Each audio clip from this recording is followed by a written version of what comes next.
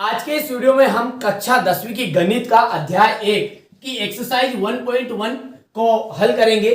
तो देखिए सबसे पहला प्रश्न को पढ़ते हैं। ठीक है, क्या बोल रहा है प्रश्न कि निम्नलिखित संख्याओं को अभाज्य गुणनखंडों के गुणनफल के रूप में व्यक्त करना है। यानी कि 140 दिया हुआ है, इसके आपको अभाज्य गुणनखंड निकालने हैं और उनके गुणनफल लिखने हैं। ठीक है, तो चलिए पहला क्वेश्चन को हल करते हैं। यहां पर आपको सबसे पहले डाल देना 140 के अभाज्य गुणनखंड। ठीक है, देख लीजिए अभाज्य गुणनखंड निकालने का बेस्ट तरीका मैं आपको बताता हूं। इस तरह से 140 को लिख देना है और सबसे पहले ठीक है 2 से भाग देना है, इसमें पूरे में जाए। 2 से नहीं जाता है तो फिर किससे दोगे? 3 से दोगे। 3 के बाद में आपको 5 से देना है। 5 से नहीं जाएगा तो 7 से, 7 से नहीं गया तो 11, फिर 13, फिर 17, फिर 19, 23, 29, 31। इतने की जरूरत ही नहीं पड़ेगी आपको, केवल और केवल मुश्किल से 11 13 तक ही पहुंचेंगे। ठीक है, तो सबसे पहले किससे भाग देना है? 2 से। 2 से नहीं गया तो फिर 3 से, 3 से नहीं गया तो 5, फिर 7, फिर 11। याद रखोगे। अब यहां पर एक तरीका मैं बताता हूं 2 का। जैसे आपने यहां पर 2 से दिया तो 2 सते 14, 0 वैसी की वैसी। ठीक है, फिर 2 से दिया, 2 तिया 6 और 10 हो गया है, 2 पंजे 10। ठीक है, अब किससे जाएगा? ये 35 है तो 3 से देख लो। अब यहां पर एक ट्रिक याद रखना है, पहचान कैसे करोगे 2 से जाएगा कि 3 से जाएगा।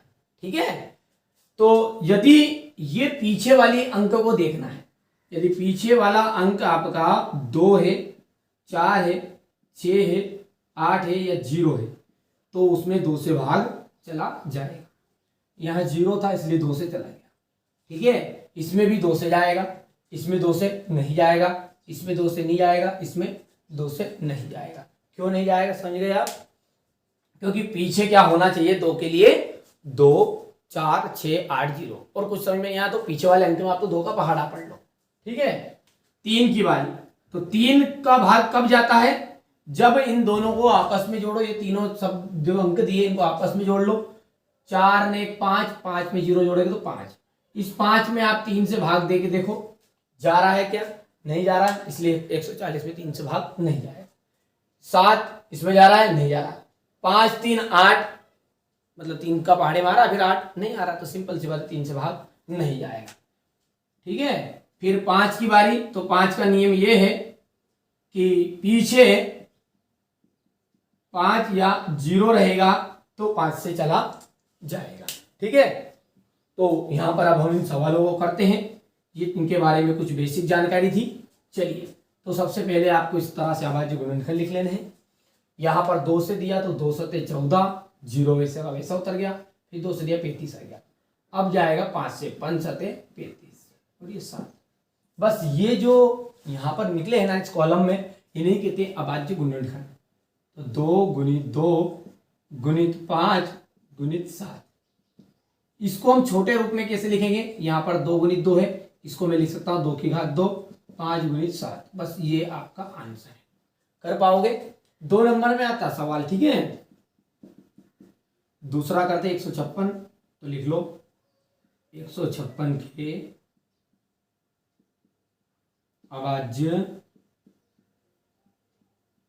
गुणनखंड। ठीक है, 156 के अभाज्य गुणनखंड। तो यहां पर अभी 156 का निकाल लो। बोलो पहले 2 की बारी। 2 से दे के देख लो। 2 सते 14, 1 बच गया, 2 अठे 16। फिर 2 से दिया, 2 तिया 6, 1 2 इनाम 18। फिर 3 से, 3 एक अन्ना 3 और 3 तिया। अब किसकी बारी? 13 की। 13 एक अन्ना 13।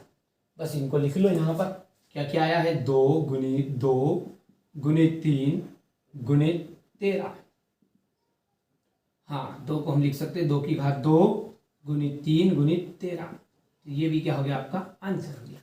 अगला देखते हैं। इसी तरह तीसरा जो सवाल है वो है आपका 3825 ये अभाज्य गुणनखंड, ठीक है। चलिए 3825 के निकालेंगे, इसका भी आप इस तरह से कर देना है। 3825 का पहले देख लीजिए, 3 से देख लीजिए।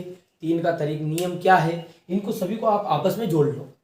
जोड़ो, 3 और 8 कितने हुए, 12। 12 में 2 जोड़ा 14, और 14 में 5 जोड़ेंगे तो 19 आएंगे। फिर से जोड़ लो, कोई गलती होगी, देखो 8 और 3 11 हो गया है, सॉरी, ठीक है।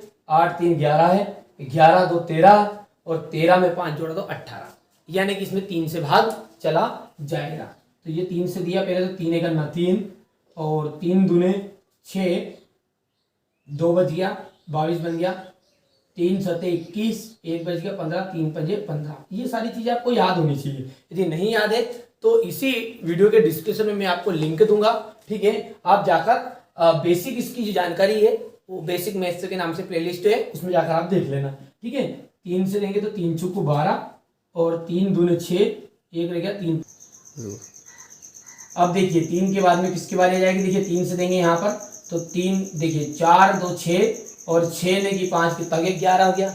यहाँ पर 3 से नहीं जाएगा तो 5 से देंगे, 5 5 है 40 है, और कितना बच गया, 2 5 25 है। अब ये 85 को यहाँ पर लिख दूँ ताकि आपको दिख जाएगा। 5 से देंगे, ठीक है, तो 5 से कितना 5, और 5 सते 35, 17 आ गया, ठीक है। तो अब यहाँ पर इसके गुणनखंड कितने निकले वो बताइए आप। 3 गुणित 3 गुणित 5 गुणित 5 गुणित 17। तो ये 3 गुणित 3 यानी कि 3 का स्क्वायर है, गुणित 5 गुणित 5 मतलब 5 का स्क्वायर इंटू 17। तो ये हो गया आपका आंसर, ठीक है। तो ये 3 सवाल हो गए। चौथा जो सवाल है 5505। तो चलिए पहले आप इसका बढ़िया से स्क्रीनशॉट ले लो आप, ठीक है। एक स्क्रीनशॉट ले लिया। चलिए तो अब आगे बढ़ते हैं। इसी तरह से होंगे आपको। देखिए सवाल करते समय बिल्कुल घबराना नहीं है। जो बच्चा घबरा जाता है ना सवाल को देखते से कि ये नहीं होगा, हमारा दिमाग गणित में नहीं है, तो ये ऐसा नहीं है, ठीक है। हर एक बच्चे का बहुत दिमाग रहता है हर काम में। यदि किसी का दिमाग मैथ्स में नहीं चलता तो साइंस में चलता है, साइंस में नहीं चलता तो सोशल साइंस में चलता है। किसी को इंग्लिश अच्छी लगती है, किसी को हिंदी अच्छी लगती है, ठीक है। तो कोई घबराने की जरूरत नहीं है। देखिए मेहनत करिएगा और अच्छे से तैयारी करिए। पूरी मैथ्स की जवाबदारी मेरी है, साइंस हो चाहे सोशल साइंस हो, हिंदी हो। क्लास 10th की बिल्कुल एकदम इस पर फ्री एजुकेशन आपको दी जा रही, किसी को 1 रुपया नहीं देना आपको, ठीक है। चलिए चौथा सवाल देखते हैं। इसमें क्या है, 5005 के अभाज्य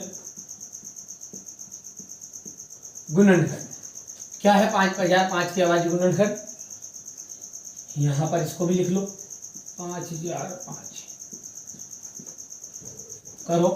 5 और 5 10, यानी कि 3 से नहीं जाएगा, ठीक है। 2 से तो जाएगा ही नहीं, क्योंकि 2 का नियम क्या है हमारा कि यदि पीछे 2 रहेगा, यानी 2 का पहाड़ा पढ़ लो पीछे, क्योंकि तुम नहीं जा रहा है। तो अब डायरेक्ट किसकी बारी, 5 की। 5 करना 5 0 0 1, ठीक है। अब यहाँ पर आप गौर से देखोगे ना तो 7 से भाग चला जाएगा, क्योंकि 5 से नहीं जाएगा। अब हमारी किसकी, 7 की। करो 7 करना 7, कितना रह गया है, 7 दूने 14, ठीक है। 7 करना 7 हो गया है, और 7 दूने 14, यानी कि कितना रह गया आपका यहाँ पर, रोक दे ये कितनी तार में रोकनो काटनो कर दिया। तो चलिए इसी तरह इसको भी लिख लेते हर बार की तरह 5005। देख लीजिए हमें पता है कि 2 का नियम क्या है, पीछे का अंक देखना है, 2 से भाग दे दो, नहीं जा रहा है, 2 दूनी 4 हो जाए, यानी कि 3 के बारे 3 में आपस में जोड़ लो, 5 और 5 10, 3 के पहाड़े में ये भी नहीं आ रहा, या ना 5 की बारी तो 5 से करना 5 और 0 0, 5 से करना 5। अब 5 से नहीं जाएगा, 5 के बाद में किसकी बारी है, याद रखना है 2 से, पहले 2 से, फिर 3 से, फिर 5 से, फिर 7 से, फिर 11 से, फिर 13 से, फिर 17 से, फिर 19 से, फिर 23 से, फिर 29 से। बस इतनी सी लिस्ट आप अच्छे से याद कर लेना, ठीक है। तो अब 7 के बाद से दीजिए, 7 एक अन्ना 7, कितना बच गया 3, और 3 बच गया है तो बन गया 30। तो 7 के 21, 7 चौको 28, और 2 बच गया, 7 या 21। अब फिर किससे देंगे, 7 के बाद में आएगा आपका 11 से, क्योंकि 7 से नहीं आएगा इसमें। देखिए 7 दूने 14, तो 11, तो 11 एक करना तो 11 हो गया, और 3 बजे 11 या 33। अब फिर 13 आ जाएगा।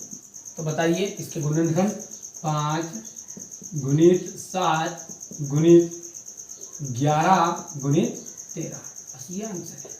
अब इसी तरह जो ये 5वां सवाल है आपका 7429, ठीक है, इसको आपको करना है, ठीक है, अच्छे से आपको मेहनत करनी है, ठीक है, और इसके कमेंट में इसका आंसर आपको बताना है, ठीक है, क्या आंसर है इसका, इसके गुणनखंड आपको जरूर बताने हैं, बिल्कुल मेहनत करिए, ठीक है।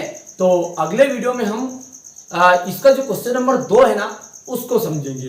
तो बिल्कुल मैं आराम से समझाऊंगा, अलग अलग वीडियो में समझाऊंगा, क्योंकि हर एक क्वेश्चन के जो अलग अलग बेसिक है उसके अकॉर्डिंग मैं पढ़ा रहा हूँ। सारे क्वेश्चन एक जैसे थे। यदि आप अच्छी मेहनत करोगे ना तो सबसे पहले आपको, ठीक है, प्रैक्टिस की आवश्यकता होगी। यदि नंबर अच्छे चाहिए तो सबसे पहले प्रैक्टिस ही करनी पड़ेगी, ठीक है। चलिए तो मिलते हैं अगले वीडियो में। कोई डाउट रह गया हो इससे संबंधित तो जरूर बताइएगा।